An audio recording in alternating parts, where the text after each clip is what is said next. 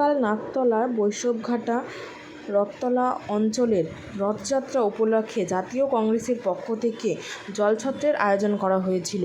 বহু মানুষের ভিড় হয়েছিল এই রথযাত্রা উপলক্ষে। প্রায় ৩৬০০ মানুষের জলপান ও গুড় বাতাসা গ্রহণ করে এই জলছত্র মঞ্চ থেকে। ১০০ নম্বর ওয়ার্ডের এই রথযাত্রার মাইকিং করে এই মেলার পরিচালনাও করা হয় কংগ্রেসের পক্ষ থেকে। সাধারণ মানুষের ভিড় ছিল চোখে পড়ার মতন। গড়িয়া বৈষ্ণবঘাটা রথযাত্রায় ১০০ নম্বর ওয়ার্ডে জাতীয় কংগ্রেসের পক্ষ থেকে ঠান্ডা পানীয় জল জলছত্রে করেছিলেন এবং উপস্থিত ছিলেন শাহজাহান দেহান, অভিজিৎ বিশ্বাস, বিশ্বজিৎ কর্মকার, রাজা মুখোপাধ্যায়, সুব্রত সরকার সহ বহু কংগ্রেস কর্মীরাও।